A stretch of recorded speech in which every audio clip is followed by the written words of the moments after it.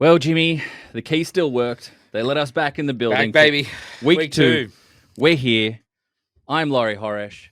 To my right, camera left, stage right, is the inimitable Jimmy Smith. Oh, using words I don't even know the meaning of.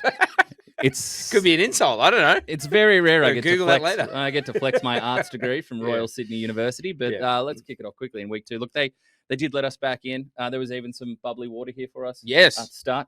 Shout out to whoever got me my bubbles. You can hear it. And a good thing they did too, because this was a hell of a week. Week two, and we still got a couple of games to come. But week two was an absolute belter. Offense up. Fantasy scoring up. I said to you that I've got a name for this podcast.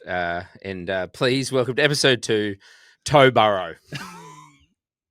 And that's one of the things we're going to touch on today. We're going to hit off with some big things that are on the mind. One of the things I love about fantasy is that you can change the name of your team. So the ones that I do have Joe Burrow in, they'll all be now named Joe Burrow. Look, it's as much as this was a hell of a start. Like there's a couple of games we had a Super Bowl rematch. We had an NFC East. Nobody wants this. Everybody wants this. No, nobody wants this contest again. We've got Super Bowl statements being made. We've got the return of a 50 burger, big offense. But we got to start on a low note because Joe Burrow going down with the reports could be a turf toe injury so severe it requires surgery. We're talking about they're looking at 3 months. 3 month timeline. As we record, it's unless something changes. 3 months of the toe. And as we were having a chat beforehand, he came in without excuses this season. There was health. There wasn't a lingering training camp injury. Always comes in underprepared. He's like, I'm injured. Coming off a knee explosion. Not even an injury. This time he's like, I'm good, guys. I've had a whole preseason. I'm ready to go. Week 2, toe. And it throws a Bengals team that once again has a defense leaking points for fun. Once again has an offense that cannot, an offensive line, that cannot sustain any type of protection for him, and he gets beat up. He goes down. This wasn't a non-contact injury. This happened around the pocket with pressure surrounding him, and my first feeling is I'm starting to feel a little lucky about this, as in Andrew Luck, because if I look through the first, Andrew Luck was in the league from 2012 to 2018. Seasons inclusive. He retired in August 2019. He retired. He was 29. He retired about that. He was still in his 20s. And Joe Burrow, wild. it's way back. Yeah, Flacco out there in his 40s. I can still throw this thing. Yeah, and the contrast between Flacco and Lamar Jackson was mildly on show today. Doesn't even matter where I throw it. It could be an interception. It'll still be a touchdown. It'll be a pretty spiral. I know that. Why is my helmet not made of leather? His team, where am I? The opposition or crowds in the fan, that spiral is going to be tight from Joe Flacco. But no tight spirals from Joe Burrow for the next few months, it seems. And when you look at it, he's been in the league since in 2020. He came into the league, had that huge, awful knee injury, retore just about everything that exists in your knee. Came back and has shown promise, but has had, we've got the toe injury now. We've had the wrist injury. We've had all sorts of ailments. And it does start to look at those 5-6 significant injuries that happened in that first 5-6 years of his career. It starts to marry up a little with Andrew Luck. And again, we're talking about this cerebral quarterback who's going to operate, is mobile, but he's going to operate from the pocket, has that pedigree coming out of college, is big, statuesque guy. They're both exactly the same height, 6'4", 193 centimeters in our language. Luck was a bit bigger, about 8 kilos heavier. But there's so many parallels. It's an organization that cannot seem to solve that problem in front of the offensive line and always putting that quarterback in a position where Joe Burrow's got weapons, but behind a bad offensive line. And where the defense is constantly asking him, hey, man, put up 30, put up 40. And he gets beaten into the ground, and you start to get a little scared that are we seeing history repeat itself? One thing I thought of it, it's not funny because I think that you want every player out there, right? You hate injuries. Everyone hates injuries. You want everyone to have long, healthy careers, right? That's the best thing for football. But today, I couldn't not think of our Lord and Savior Disney. I for one welcome our new overlords, and it's Lion King. Lion King's Disney, right? Lion King, yes. So I'm thinking the fans, right? The Cincinnati fans were looking while he's on the ground, and it reminded me of the scene with Simba and Mufasa, and he's nudging him. He's like, Dad, come on, Dad, we gotta go. Wake up. That's what this felt like to me. And you know what? That's not the first time that the Simba meme has made its way into it. The first time I remember that, and you'll get a lovely kick out of this, I won't, was it's Tony Romo laying prone after breaking his collarbone for the second time in one season. Yeah. On the ground. And that's where I remember the Lion King memes coming out. But that's what it felt like. The crowd, like, they're like, now when it happens, they're like the weight of the whole place just sort of goes out. I have messages from Bengals fans in this part of the world who wake up at all sorts of hours to watch that largely cursed franchise play with Jake Browning copium messages like, hey, Jake Browning's won more quarterbacks, more contests than this franchise quarterback or this franchise quarterback. So like, it's tough to say, but it's one of the replies I got on social media was, who could have seen this coming? And it's true. It's true. Like it sarcastically, he's been set up to cop these injuries. And again, people point to Jamar and they point to T and they, oh, look what he's got there. But outside of that building is letting him down. Well, it's so bad. Did you see the tweet? The tweet was like, it was like someone wrote, fun fact, the Cincinnati Bengals are the only team in the NFL who doesn't have a John Deere style truck for stadium maintenance and injured players off the field, because he was being walked off. So someone tweeted that, and then it went viral, and everyone's like, "That's like," even the Bengals fans like, "Of course our team won't spend $10,000 on a truck or whatever." And then they had to release a statement being like, "No, we have a truck. He wanted to walk off," but it's just the state of that franchise. It is, and when those reports come out in the off season where grade the facilities or grade the resources pumped into different parts of the building. The Bengals don't always come out glowing in those. By the way, I didn't see a truck, so I still don't know if they have one. They just said it like, yeah, we got one. I know the Cowboys do. I remember it coming out for Dak Prescott when his ankle was pointing the wrong way. You love injuring a quarterback. Look, life is pain. At least that's what supporting my so you off the Bengals are done then if he's out for 3 months? No, I'm not. 3 months is a lot. Just like they're in a better spot than others could be. Right? Wouldn't you want to tank then and just try and get some? Browning can play though. He can. Browning can get you some wins. He's not a bad. Look, he can if he can keep them around 500. And the thing is, they're 2-0. Yeah, it hasn't been pretty. Last week was not pretty. Today was downright ugly, yeah. Given what happened. But they're 2-0. So there's a world where he's gone for 12 weeks, throwing a bye week. Say it's 12 weeks, throwing a bye week. It's 11 games. They're 2-0 now. If they can be around 6 or 7 wins when he comes back, is the season still alive? A race for the wild card spot? But again, this is all like best case scenarios, and the defense and the offensive line is not best case scenario. Yeah, no fair. Do you want to talk about my team? Yeah, go right. Birds. Yeah. Now I did promise last week during the podcast, and I did get some feedback from friends and family. No singing. Yeah, got the same. Yeah, that was one of the big notes. I do want to sing just for this to do my impression of a Chiefs fan. Can I do that? Is that all right? Yes. Just one. It'll be one singing for the podcast. One singing. Go on. Hey, I don't know about you, but I'm feeling 0-2. Sorry, I had to do it. You know what's tough as well? This game doesn't end with this result if Big Travis doesn't spill a perfectly placed Patrick Mahomes pass. Right there. I text you during it. Spills his lollies. Because I had texted you just before going, a little double stiff arm there from Travis. The exciting whites versus Cooper DeJean. But I ignored that. Just waited, hopefully something. And that's the thing with the Eagles. You just have to wait. Because you guys are meticulous in certain parts of the game that you accomplish, tush push being one of them, but also just the run game, the offensive. Jalen Hurts, a big chunk of the way through this game, the commentary booth was letting you know that he hadn't completed a pass over 6 air yards. And then the big Devonta Smith play downfield happens. Roll Tide. Yeah, there we go. First one of the day. Not long after that happened, but the Eagles are in that position where we talked about what separates elite teams from some of the others. They have that break glass in case of emergency, and they rolled out it again. Now, I don't know I feel like I know what to make of the Chiefs more than I do the Eagles. The Chiefs are 0-2 but I know that they've got a quarterback playing at the top of at a very high level, even though they're 0-2. First time, new territory. First time since 2014 when Mahomes was a freshman at Texas Tech. Exactly. So it's new territory for them, but Mahomes is playing at a good level. We know that the Worthy and Rashee Rice cattle is coming back at some point. Different Worthy we expect back in the next couple of weeks. It'll be 6 games missed total for Rice. So they do have that. Defense, I think we can expect has taken a step back. Yeah. But there's one side of the ball that I feel pretty confident we know what they are. The Eagles, though, where do you... Offensively? This is your team. This is your team. I'm struggling to come up with how I really feel about them. They eked past a Cowboys team that played well, but then took all of overtime to beat the Giants today.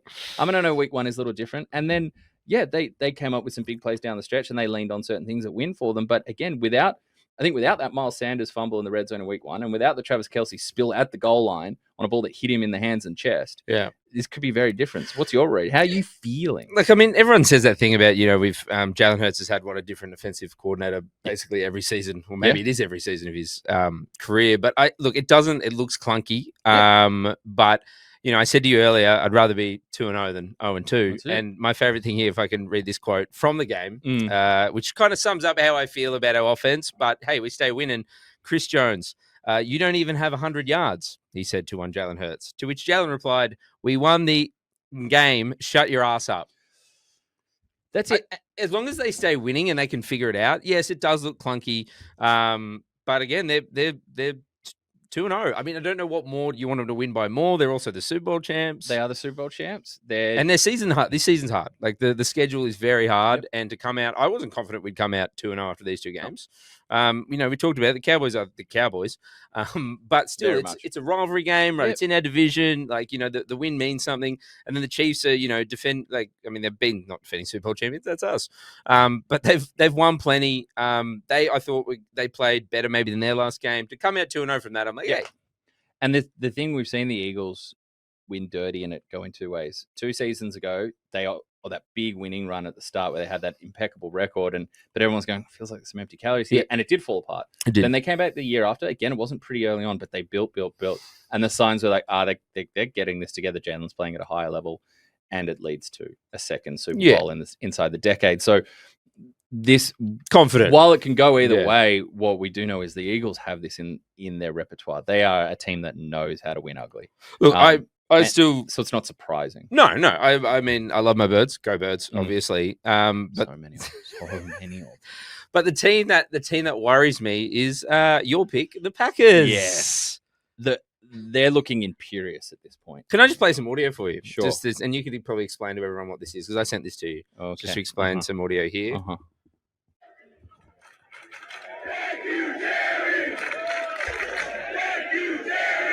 Thank you, Jerry. That's just lovely from the Packers saying thank you. What a wonderful fan base. Yeah. Say thank you, Jerry. So courteous. So polite. Polite people. That's what you want. You know, that's what our parents drilled into us. Manners. Manners are free. They cost nothing. Manners maketh the man. They do. They cost nothing. They make all the difference in the world. So, yes, very courteous, very polite Packers fans. Packers fans are feeling themselves. I mean, they've got any number of young wide receivers that has a moment. Dontavian Wicks had a good game in this one. Tucker Kraft, who go and check some of my preseason fantasy thoughts. I was a big Tucker Kraft Tucker Kraft guy here. Jaden Reed, one of the exciting wides. Jaden Reed goes down with a big injury. That hurts, but you invested in Matthew Golden. Golden could have had like 2 touchdowns as well. Like, he doesn't look good, especially with fantasy owners. And as we know, you circle C for the 10th week for the 10th question in a row on your multiple choice, and Josh Jacobs goes in for another touchdown. Roll Tide. So another workman-like touchdown from Josh Jacobs. So they have, and that defense is playing out of their mind. They look scary good. They look scary good. I don't think the Commanders. I think they're a good team as well. Hyde and Jaden Daniels, and they were just good. Packers are good. This Micah Parsons guy he's talented. He's talented. He could be anything. I love him. Big pressures in big moments, making it. I think one of the first pass rush snaps of the game, he was up against a double team, still got around Jaden Daniels. It was a 3rd down, forced the ball out quickly, tackled short of the sticks. So he's making a massive impact. He's not even fully integrated into that defense either. No, you got Rashawn Gary on the other side who's loving it. They talk about Van Ness, who was a first-round pick that Micah kind of took his starting role, but Mike has been lockstep, hip to hip with him, kind of working with him. So he's bringing clearly the chemistry and the vibes he's bringing to that defensive line room is working. So look, the difference between them and a team like Washington is it's the depth across the board and the lack of holes that they have. There are parts of Washington's roster that you can kind of pick at and go, it's a little weak. When they're old. Yeah, everyone gets, because you see Jaden, and you go, there's a young team. He's a young upstart little thing. Whippersnappers. Yeah. But then you actually look at the team and they're one of the oldest across him and Bill. Him and Bill. We'll get into Bill a little bit later. I love Wherefore out there, Bill. Yeah, I love a weird stat. I don't know if you saw the one. Green Bay Packers have had 3 quarterbacks win a Super Bowl at the age of 27. Bart Starr, Brett Favre, Aaron Rodgers, and Jordan Love will turn 27 on the 2nd of November this year. And brilliant. Because I'm going to talk to you Packers fans right now, and I've got a couple of you that are very dear friends. But anytime a Packers fan tries to give any sort of woe is me frustration or sit there and say, oh, if this has gone our way, this has gone our way, you're on the precipice of 4 straight decades of uninterrupted franchise quarterback play. You went from Favre, who you traded second round pick for back in 1994. Aaron Rodgers slips to you at the end of the first round, and then Jordan Love does his apprenticeship, and you're on track so that's from the 90s covered, 2000s covered, 2010s covered, now into the 2020s. I did that math all by myself, private school education. Yeah. Thank you very much. But so Packers fans, they've been winning so long that it originally wasn't cheese on their head, it was milk. Cheese hadn't been discovered yet. They were the milk heads. It's matured.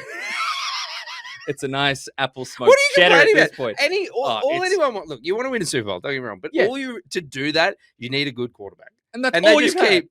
Another one. It's all you As DJ Khaled said, another one. Another one. Oh, I'm so glad. Another one. So happy I wasn't the first person to make a DJ Khaled reference on this show.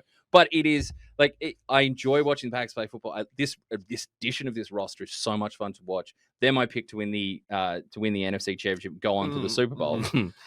They look good. They look really good, but it's still go Birds for me. But I'm sure it is. But outside of them, anytime this are just.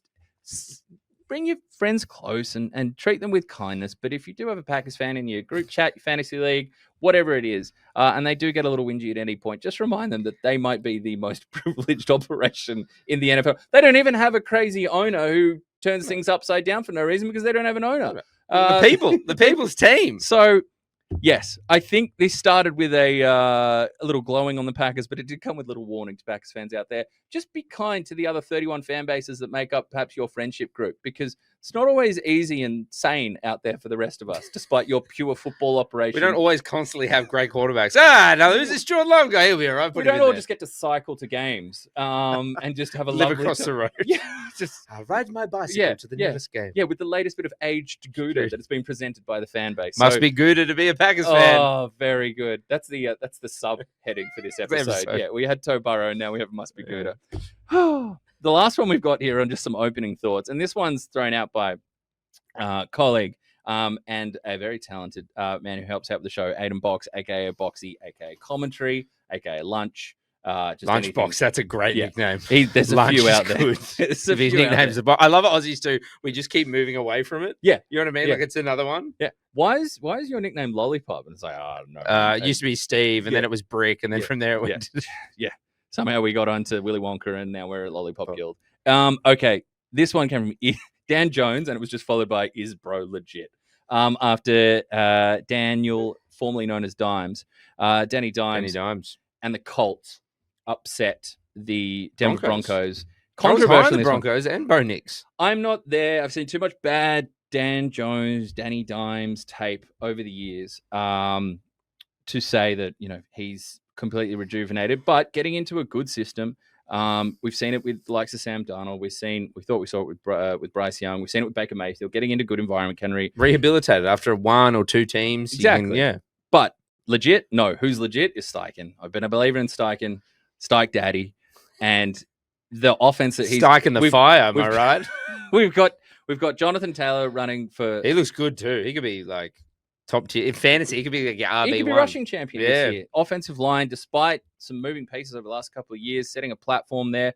Look, the Broncos were without Pat Stamp part of this one, which is big. Anytime the defensive player of the year, I just keep teeing him up for it. But no, is Daniel Jones legit? No. All I'll say is this, right? So the Colts are 2-0 with Dan Jones at quarterback. What are the Giants? 0-2. Correct. And just saying. And the New York Giants. Is there some sort of, you know what I'm saying? I mean, the New York Giants. I'm doing a lot with my hands, even though this is predominantly an audio podcast. Just like to throw out there, the New York Giants, the next couple of weeks faced a pissed off Chiefs team. Yeah. And then a bully ball Chargers team that can now throw the ball as well. We're going to see them tomorrow, Monday Night Football. So it could very quickly become 0-4 for that New York Giants. Yeah. And I mean, we'll talk about them a bit later. Yeah. But no, Daniel Jones not yet ready to crown him. And you did see a season of it. Yeah, I think that's the biggest thing. Like with the guys you mentioned, like they had like Darn last year, like that was, I mean, there's some measure of playoffs. Yeah. But the regular season, And there were He was stepping great. stones to that. Baker? There was some promise for Sam Darnold when he was in Carolina. There Yeah. was some moments. For Baker, there was that one game he played for the Rams where he led a great comeback late in the season when they were resting starters. And he was able to go, oh, look, there's some signs of life. And there's the old moxie from Baker. And it's come on. So Moxie's a great word. it is a good word. We don't use it enough these No. days. I say Moxie and I just think immediately of not Friday Nights, Varsity Blues. Varsity Blues. John Moxon. Yeah. One of the great Ivy League quarterbacks of all time. Yeah. Brown University. Really. That's where you would have went. You see me going to Ivy League? Yeah, you're an Ivy League guy. Oh, thank you. What Yeah. is it? I would have had to go to JUCO first just to get them grades up. Yeah, but the talent though. Oh, the talent was there. I was keen to play against future professors. Yeah. Don't hit me too hard.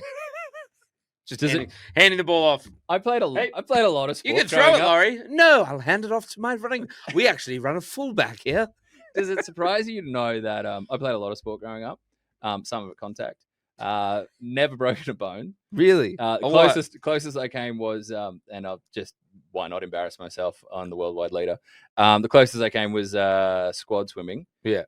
Walking along the edge of the pool after completing a lap, strutting, and not seeing a pole right in front of me, and came pretty close to breaking this old bad boy. And it's a solid target. Yeah. As every one of my mates' kids, I'd be surprised if it didn't miss, or family members that have kids have brought them over and found out, they immediately reach for the schnoz. It's a big old target. So yeah, that's the closest I came to breaking a bone in sports. So yeah, me going to an Ivy League school, I take the compliment on the intellect. Might be ill-founded compliment, but yeah, I don't think I had SEC football written on me at any point. Broken shoulder, scapula, currently forearm, do have a broken pinky. shoulder. Yeah, I did surgery again. You're on IR. I broke my toe once, but I didn't miss 3 months of football. Wow, that's an LSU shot. I know that.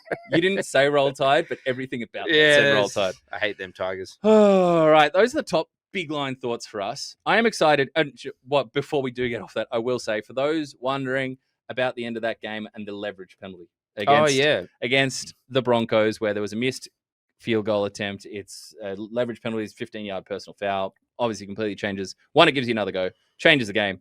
62-yarders are not 47-yarders unless you're Brandon Aubrey. Yeah.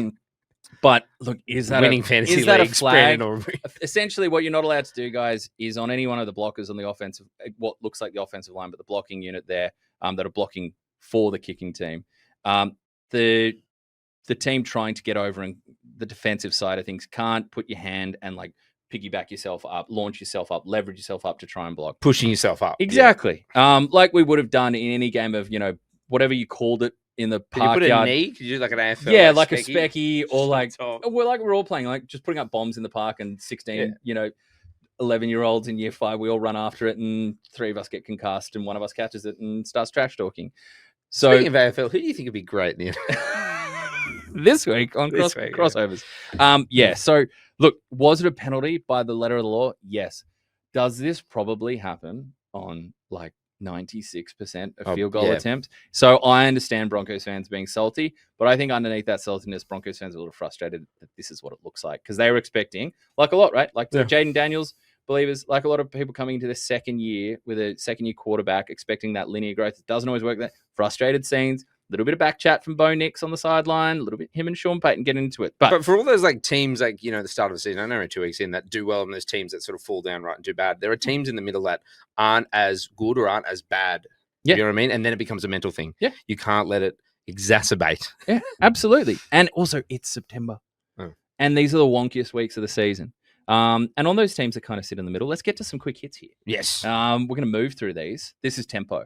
This tempo, the podcast, how long did you get it down to? You might edit some. We might edit out the bit about sad Laurie walking at the pool too, if you want. We can leave it in. What music do you think would go with that? Oh, but no, wouldn't sing again. No, I promise that. I got to sing once, and it was to make fun of Chiefs. Got him singing. Chiefs fans. Right. You want to kick things off? Let's Rams kick things and Titans. Off. Like to the couple of teams that are kind of looked at in the middle. Rams 33, Titans 19. Some nice stuff from Cam Ward here. His first touchdown is an absolute ripper. Classic Cam Ward. If you watch him in high school, if you watch it, or I'd ask you to do that, but if you watch him in college, patient, poise, eyes downfield, even when things get crazy, he's rolling out, throws it across his body. Not always advised when you got an arm, when you got an howitzer on the right shoulder, like he does. You can find an open man in the end zone there. And the Rams, look, no one's going to talk about the Rams. They're going to be quietly plodding along, but Puka Nacua takes a 4th and 1 carry to the house from about 45. He goes near 100 yards on the day. Devontae Adams gets going over 100 yards. A lot of targets, red zone work there. Kyron Williams had a quieter day. No one's going to talk about A man of them. mine texts me. He's like, "Do you know Adams on the Rams?" Exactly. Like a lot of people would turn up their fantasy drafts this year and go, yeah, there's a Devontae Adams who plays for the Rams. So yeah, not huge to take away from there, but just watch that Rams team humming along a little bit. That secondary is the big question there on their team, but just give it some time. That's one to watch out. And look, Cowboys 40, Giants 37. How about them Cowboys? This was a game, as I mentioned at the top. It seemed like nobody wanted to win it. Then everybody wanted to win it with about 1,000 points in the fourth quarter. Then Brandon Aubrey steps up he's the first kicker in NFL history to hit a field goal expiring, game-tying field goal expiring in regulation, the clock, and then a game-winning field goal with 0 on the clock in over. Look, this guy is on track. Like a soccer guy? Is it MLS? Soccer? He was a Notre Dame soccer player. Yeah. He found this afterwards. I'm not sure it was an MLS draft pick, but he takes the circuitous route. He gets found. Do you like that? Another private school word? Just throw that one in there. But I'm trying to keep it cool up here, man. What I like, we're losing. And what I like is that we asked him for his sporting idols. We got to talk to him in preseason. Oh, you did? Yeah. And his sporting idol growing up was Thierry Henry. And the way he hits that smooth ball plays smooth technique and powerful. So he's an Arsenal fan? We didn't get that. He also mentioned like some, I think one of the Bradleys, like the US soccer. Landon Donovan. He's a big Landon Donovan. But Thierry was number one for him. So look, because he played in New York at the Red Bulls. That's why. So he's really successful overseas. Oh, I've never heard of that. He's like a computer science guy. Like I saw that. And it was his wife or someone was like, you need to, you can kick these things. Yeah. And my partner says that. And I go, no. Not from 64 yards with like 15 yards to spare. Well, I was at that NFL launch thing in Brisbane with Jesse Williams, shout out my mate, J-Dub. And someone was like, because we went to badminton together. Yeah. And someone was asking, like, they asked Jesse about his thing. And they're like, oh, Jimmy, could you played in the NFL? Like, or college? I like, they finished the question and Jesse just goes, ha, ha, ha, ha. It hurt my feelings. Jesse, please. That was. But truth? Yeah. Mate, I can't. Look, this game is best enjoyed for the fun chaos it was. If you like my son who woke up at 6:25, walked downstairs and saw the kick, and that was it, and then started cheering. Well done, you. He didn't see the added grey hairs. Rough life, isn't he? He is. But I have decided what I'm going to patch over the Michael Parsons jersey I got for his birthday months ago, and then he got traded like 5 days after his birthday. Patching over number 17 Aubrey. That's happening. Yeah. Get him out there kicking. Long careers, low impact. You talk about not being hit. Yeah, and judging by how he kicks me in the shin, he's got some power on his leg. There you go. All right, flicking over to you to our next couple of results here, Jimmy. What have we got? Seahawks, 31, Steelers, 17. Yeah. I've written Rodgers getting Darnold. Yes. Which I cannot take credit for. That would be our very own Laurie horseradish. Great guy, funny guy. I love Sam Darnold. You text me today and you just wrote Rodgers getting Darnold. Spelt Darnold _D, which now I'll use anytime that Darnold beats anyone. Yep. And then just wrote makes me happy. I love Sam Darnold. I will never sell the Sam Darnold stock. He's known in several of our group chats as the Peacock. Just were you surprised in the Vikings letting go? No, because that decision's made. That decision's made then. But nice to see him get it back on track. That team screamed like a wonky week one performance. It was out of sorts. And it's like, week one is always a bit topsy-turvy and new pieces and all that. But, hey, we weren't buying the Rodgers revival. No, that ship has sailed. Yep. Bye-bye. That had week one wonkiness written all over it. So, Seahawks 31, I just happy to see Jackson Smith and Jigba is going to get about 50,000 targets this year. Oh, I like him. I like to see Torrey Horton getting a look as well because Steelers equal slow, Torrey Horton equal fast. Hit him early. For a touchdown, the speed showed off there. So nice to see the Seahawks turn around. We got the Bills 30, Jets 10. Josh Allen equals football guy. Mm-hmm. Nobody makes me bleed my own blood. I just like smacked, broken nose, blood's coming out, gets back out there. Doesn't have like a great game, like 148 passing yards, 59 rushing yards. If this was a week, didn't reach the end zone either. Like this was the week you played against Josh Allen in fantasy. Well done, congratulations on your victory. You might get a dub there. Eat that dub. This is a pro Jameis Winston show. Yeah, we are big on Jameis Winston here. I mean, look, that was it really. I mean, Justin Fields also left the game. He had a concussion. Yeah. But yeah, I mean, I think the Bills are going to Bills. As Destiny's Child said, Bills. Yep.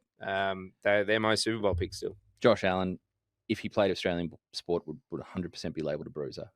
He's a bruiser. You get those players. I don't know if you had he's one of those players. Like I love my team and I love my Eagles, my Birds, like everyone on there. But I can't not like this guy. No, he's painfully likable. Yeah. I would struggle to be an AFC East rival fan. Yeah, because he's kind of everything you do want. Yeah, and he's carrying that team. I still don't love that team. I mean, Cook went in for a couple of touchdowns. Yes. Shout out to Cook fantasy owners. But yeah, he said after the game, my favorite, two of his quotes. He said he's all good and he can still breathe. Yes. Someone asked him if he can breathe still. Just like Josh Allen. And now he's got the images for the MVP campaign as well. Yeah, those are going to get plastered. And then you got shout out to Toe Burrow. It's going off with a broken toe. Meanwhile, Josh is getting his nose I just smashed. said leave Toe alone. Leave Joe alone. Leave Joe's toe alone. Right. You guys don't know this, but I play with Laurie's toes under the desk.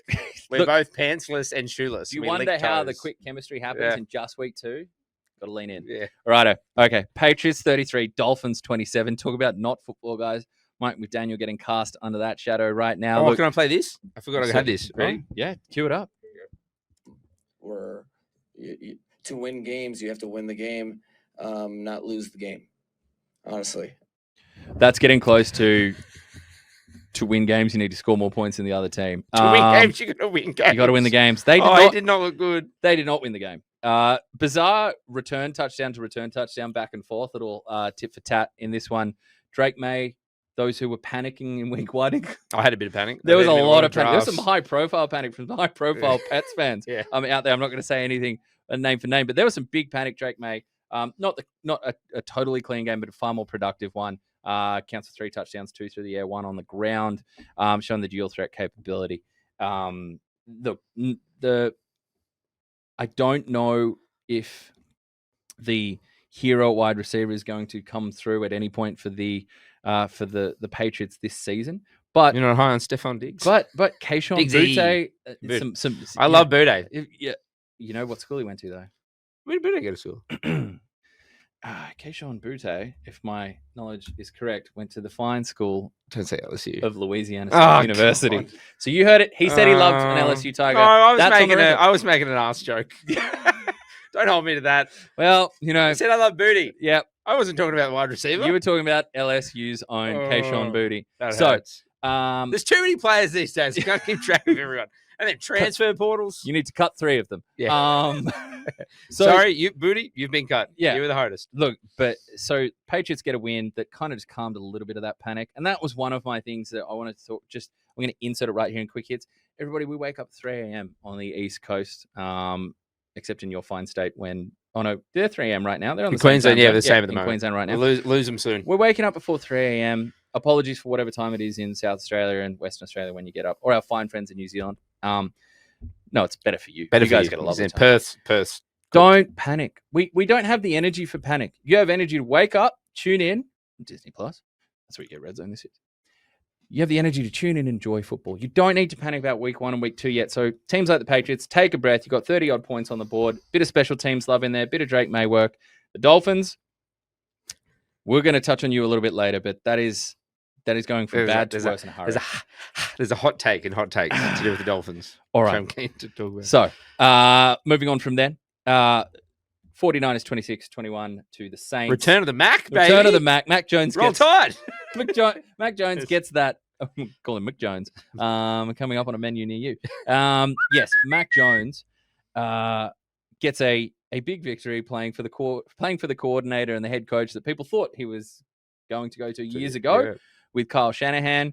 Look, not a huge takeaway from here other than, a team that is getting victories when their starting quarterback is out. And we're already at a couple of these that we're hitting. Teams that are of massive interest this year in the Bengals and the 49ers dealing with quarterback injuries. Getting victories when starting quarterback 1 is out is huge. And also for a guy like Mac Jones, who is on that can I revive things train. Yeah, I mean, look, injuries happen. And if you can somehow have a good, serviceable backup, it just doesn't happen, right? Because if you're good enough, you'll end up on another team. Correct. But, Mac's at that part of his career where he's looking for a revival and a second chance. And how long's Purdy out for? 2-3 weeks? Purdy's in that kind of, it's the 2 to 3 to 5 to...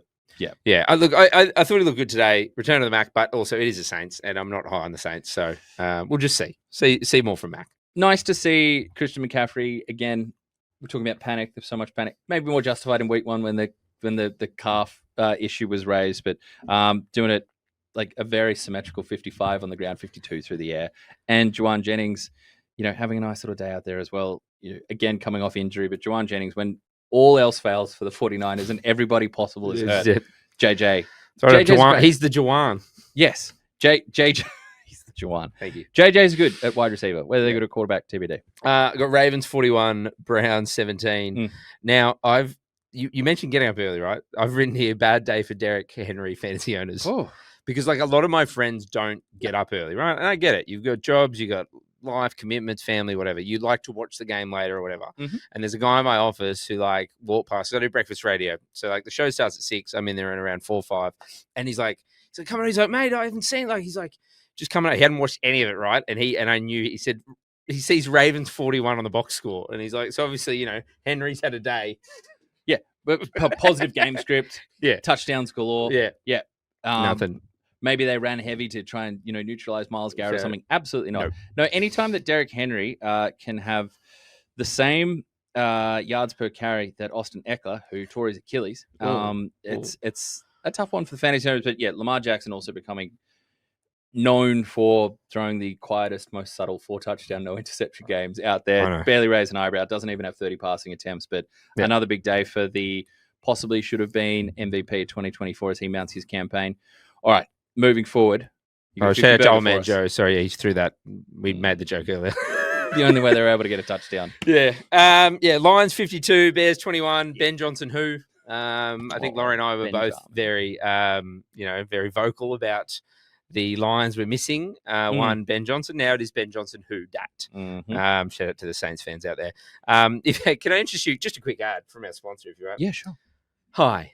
Is your offense not working? Can I interest you in some Chicago Bears? They'll get it right in no time. You'll have 50 points soon. Now back to the programming. The Chicago Bears go up against the Dallas Cowboys in week 3. Yeah, this was ugly. Well done to the Lions for putting you, again, panic. Week 1 panic. Yeah, week 1 panic. Just putting it overreactions. Everybody except Sam Laporta getting in on the action. Jameer Gibbs got in early. David Montgomery plowed in for a touchdown. Jameson Williams had a big one. A huge day from Amon-Ra St. Brown. And Goff had 23 or 28 passes. Tough. 334 yards, 5 touchdowns, no turnovers. At one point, he completed 17 straight passes. Yeah. That's after we're like, they're screwed. They can't score points. Not exactly monsters of the midway they were up against in that one. So other than Sam Laporta fantasy owners, everyone ate. Everyone got in. Everybody had a big day. The Lions dropping a 50 burger and just putting everything just a little quiet down. All right, Cardinals Panthers. This one, the notable thing out of this game is this game took an eternity to end. Scott Hansen on Red Zone was wondering if it was there were so many flags, so many how did they get the ball back in this scenario?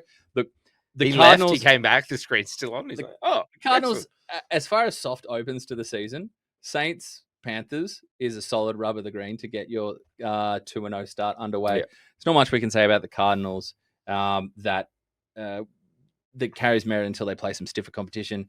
Trey McBride, another big day, but a return to panic stations for Marvin Harrison owners. Yeah, who I think he was about 27 yards. Yeah, not a lot going there. We're pushing 40 and we're trying to be quicker this week. So I'm going to say Falcons and Vikings yawn. It was the only game so far this season didn't score a touchdown in the first half.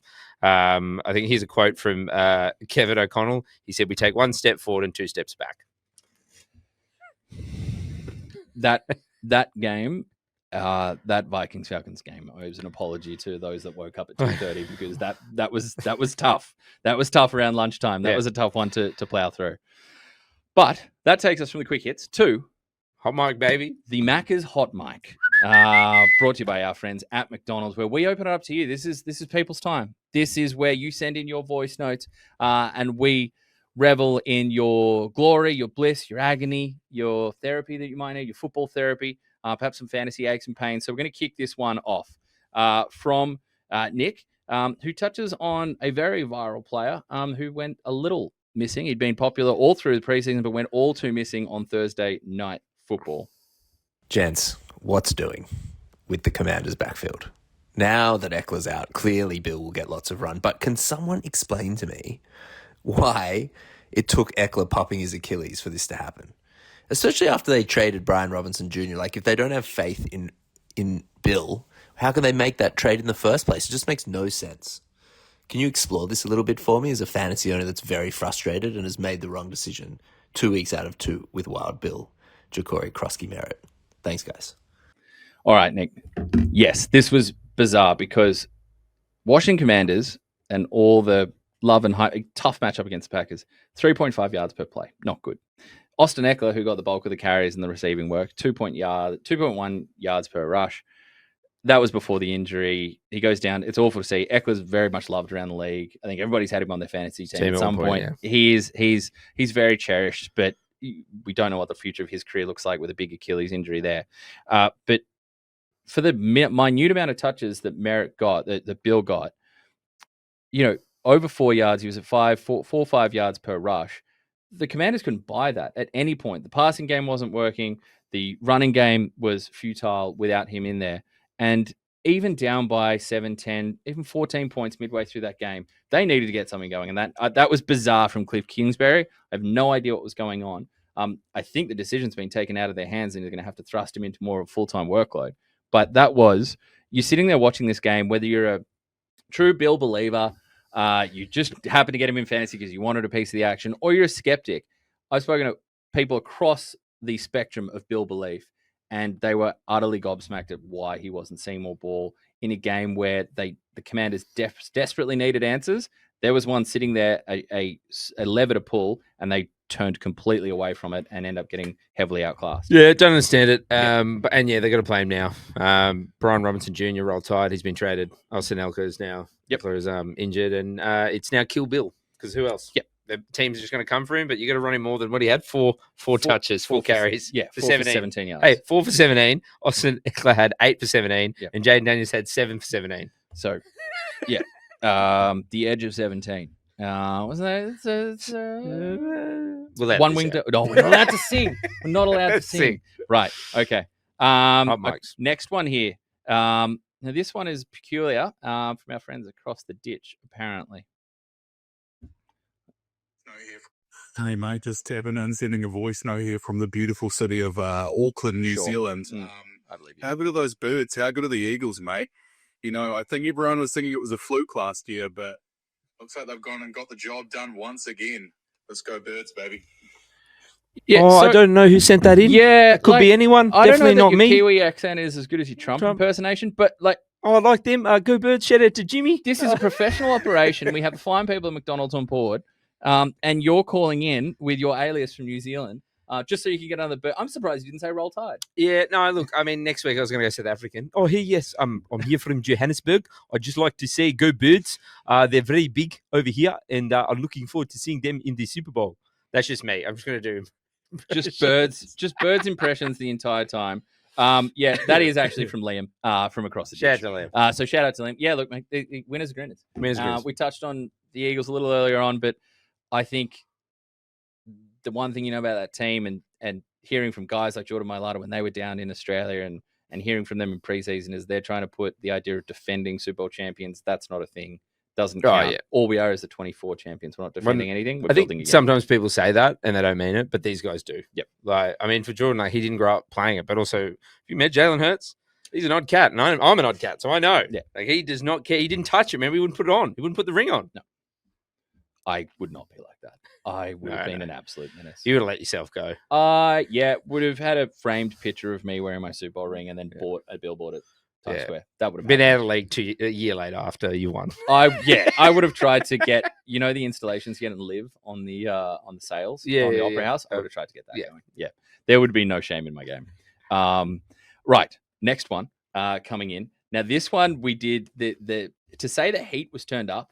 On these two. These two come in from the same character. This is from King Content. Okay. And we've got some serious heat turned up on the Macca's Hot Mic for this one.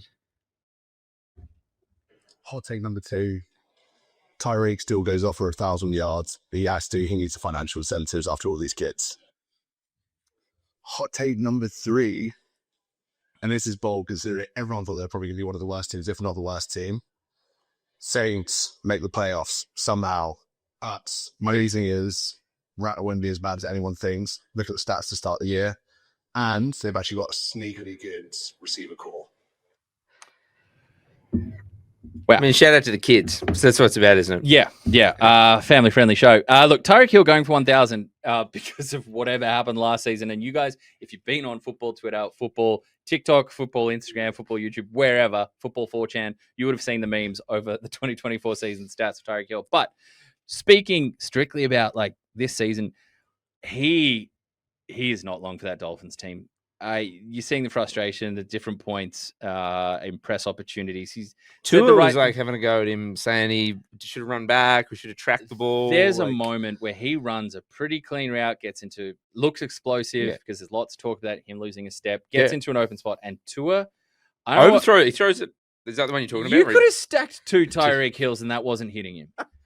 So, like, I know we had Tyreek's running out there with one of those like step stools, like runs, sits, jumps up on it, catches. Or one of the old-timey bikes that has the high seat, low seat, high wheel, low wheel, just hopping up to the top.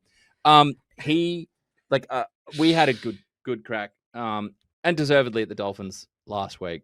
But I can't see that Tyreek Hill remains on this team for the rest of the season. At some point, oh yeah, he gets 1,000 yards if he gets traded. Yes, to enter team. The Saints could no. We just talked about the Saints. To make we'll the touch on playoffs. them. But the Chiefs are better today. That's obviously going to be a heavily linked team. There's going to be contenders emerge that are missing that single piece. And Tyreek Hill, look, there's a risk that comes with it, but I think you're seeing enough on tape. You saw it this week, and we get to dive into all 22. That's not for this show.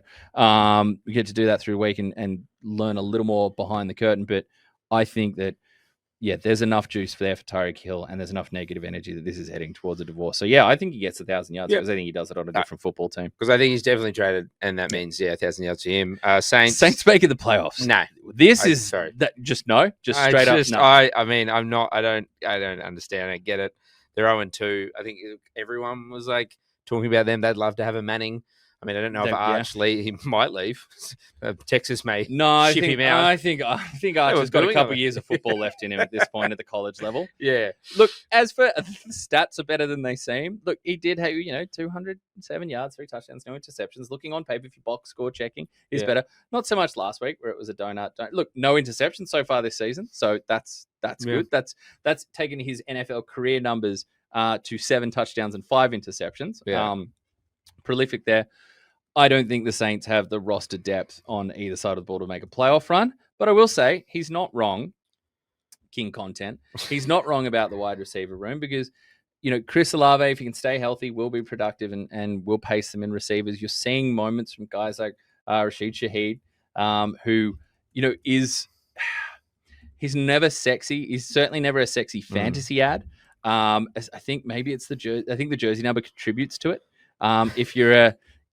If you're a fantasy wide receiver, if you're a wide receiver in general, and you're out there rocking a jersey in the 20s, it's never the finest thing to look at.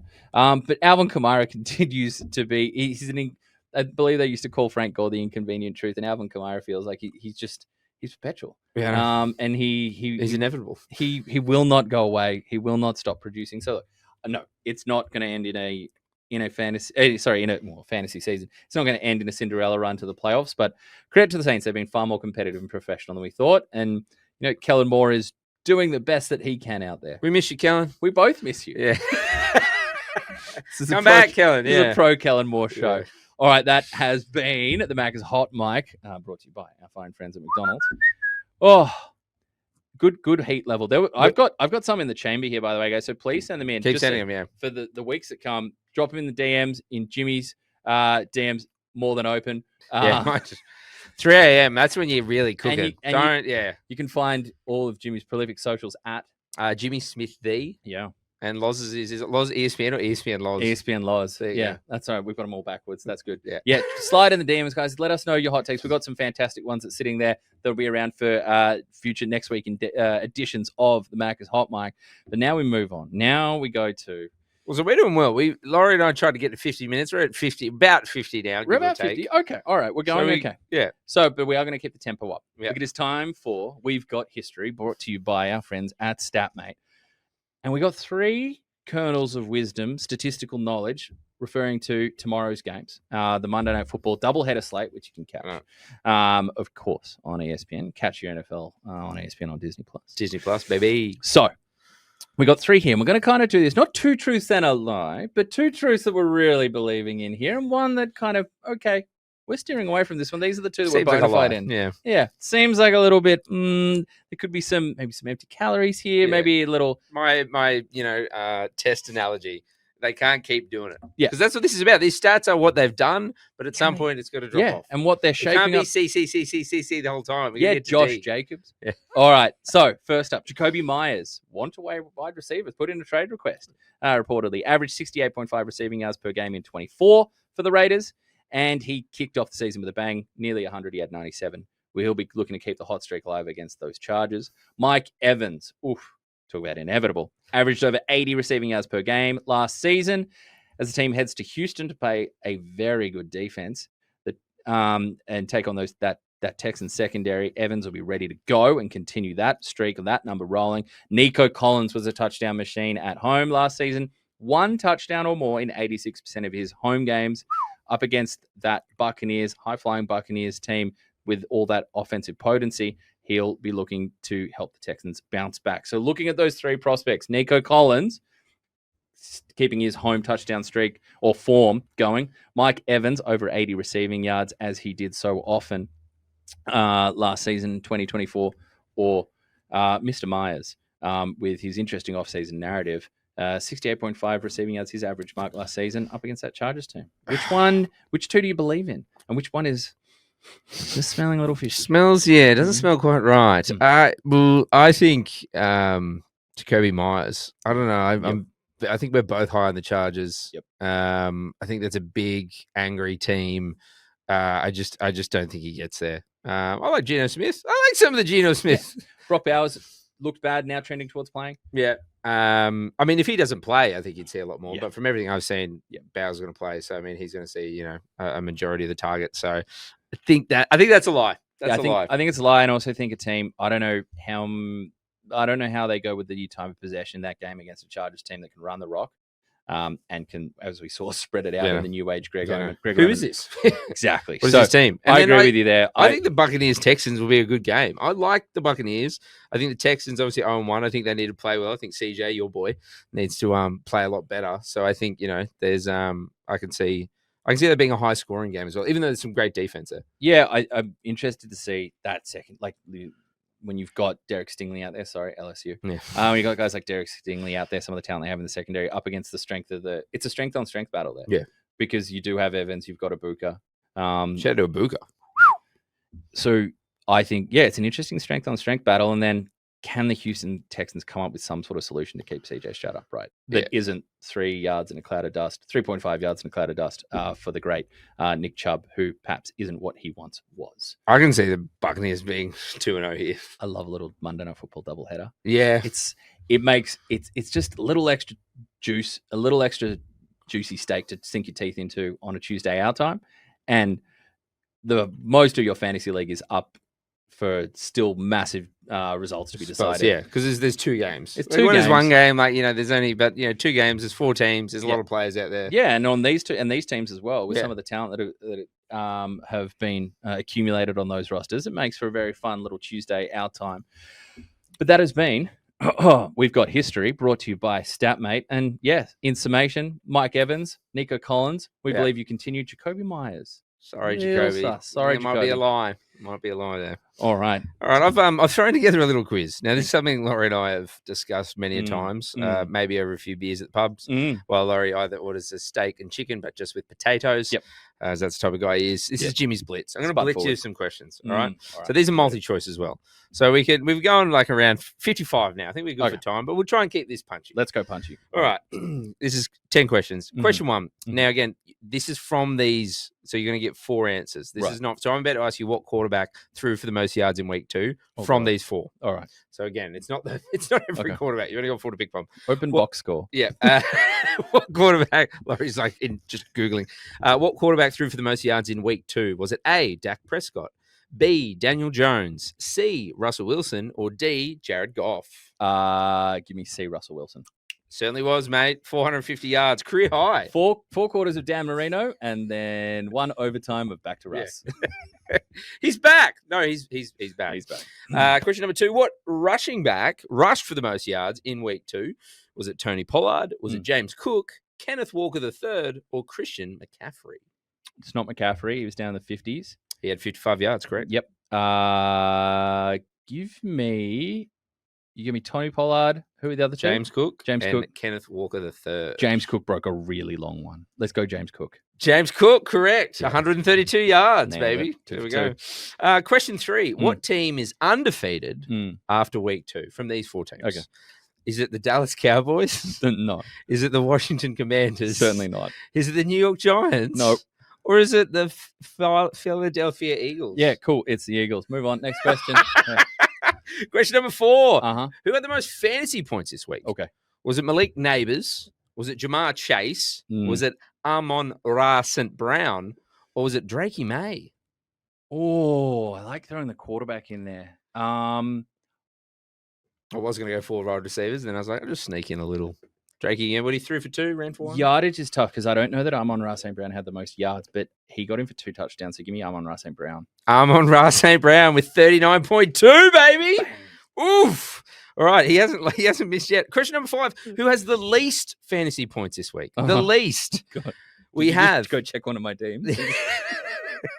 We had Mark Andrews. Ooh. Derek Henry, who Ooh. we spoke about earlier. Josh Allen or Breece Hall. Ooh. Derek Henry. It was Mark Andrews. No, it was the right team. Yeah. I'm no longer perfect. Derek Henry, 2.3. Mark Andrews, 1.4. Oh. Oof. All right, you've only got one. All right. What is the nickname? We actually mentioned this earlier. What is the nickname of the Green Bay Packers fans who wear giant foam hats? Is it the Cheeseheads, the Dairy Queens, the Cheeseburgers, or the Cheese Lovers? It's the Cheeseheads. Yeah, it's the Cheeseheads, Yeah. or what do I call them? The Milkheads. Question number 7. Who was the first player, to acknowledging our Lord and Savior, Disney, who was the first player to say, I'm going to Disney World after winning the Super Bowl? Again, you got options, or you really want to throw it out there? Oh, I've got options? Yeah. Okay. You gave me you knew. Can I ask a question? Yeah. Before you give me options? Yeah. Is it in the 80s? 1987.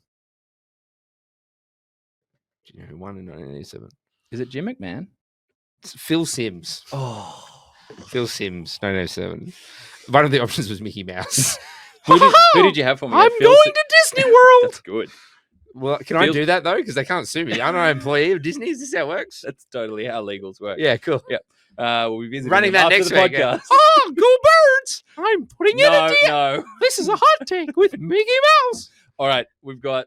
So who was it? Who are my options? Phil Simms, Mickey John Mouse. Elway, and Joe Montana and Mickey Mouse. Oh, I probably would have said like Montana. Yeah. For some reason, I had the Bears in mind. Okay. Question number 8. What NFL team has never appeared in the Super Bowl? Mhm. Is it the Detroit Lions, the Cleveland Browns, the Houston Texans, or the Jacksonville Jaguars? Has not appeared in the Super Bowl? Has never appeared in the Super Bowl. Well, these questions are getting harder as we go, by the way. That's part of Jimmy's the Blitz. Jags haven't made a Super Bowl. No, they haven't. They haven't made a Super Bowl. Who'd you say? The Houston Texans? Houston Texans, have they? Nope. Have the Browns? No. Don't. Detroit Lions? The Detroit Lions haven't. I don't know if It's a trick question. There we go. Hey. Smart. None of them have. Yes. Good work. Now, this comes from a comment we had about apparently Laurie and I can't talk in meters or anything to do with Oh, yes. even though we're Australian fans. Again, I went to college in America. I fell in love with this beautiful game that you had to offer us. But apparently, God forbid, I say meters. I've got to use yards. So we're all going to learn something with this Spitting, question. you measure in meters. Yeah, okay, here we go. We'll just measure in spit, guys. How many yards are in 1 meter? 1 yard is like... So 1 meter is how many yards? 1 meter is... I can give you the options. Like 1.1? So I'm going to give you the options. 1.09, 1.06, or 1.03. 1.09. 1.09, baby. Specifically 1.0936. Yes, as a young golf fan, you learn the conversion early. Yeah. Yep. And that's it. Sorry, one more. Question 10. This is just general knowledge. I'll throw it out there. What is the longest river in the world? Is it the Nile River, the Amazon River, the Mississippi River, or the Congo River? This is for 9 from 10. No, I want to say it's either the Nile or the Amazon. Give me the Amazon. Yeah, Nile? No!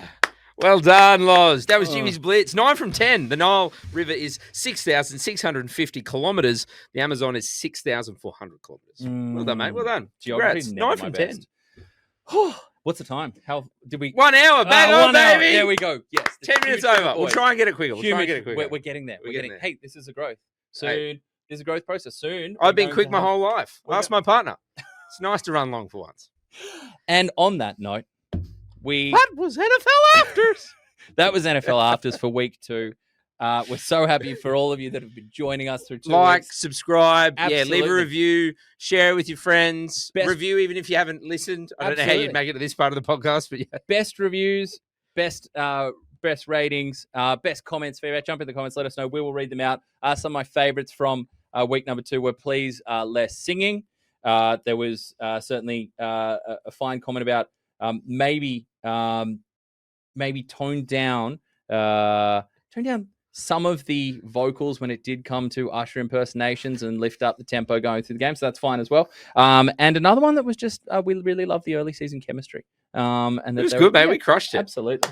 Look, this is what you graft and create and foster over not fosters, but over a couple of we don't drink ideation Fosters. sessions. Yeah. But look, thank you very much for everybody joining us. This has been NFL Afters presented by PointsBet for week number 2, and we will see you very happily for week number 3, same time, same channel, right here on ESPN Australia, New Zealand. Bye bye. Let's go, baby! I think I broke something.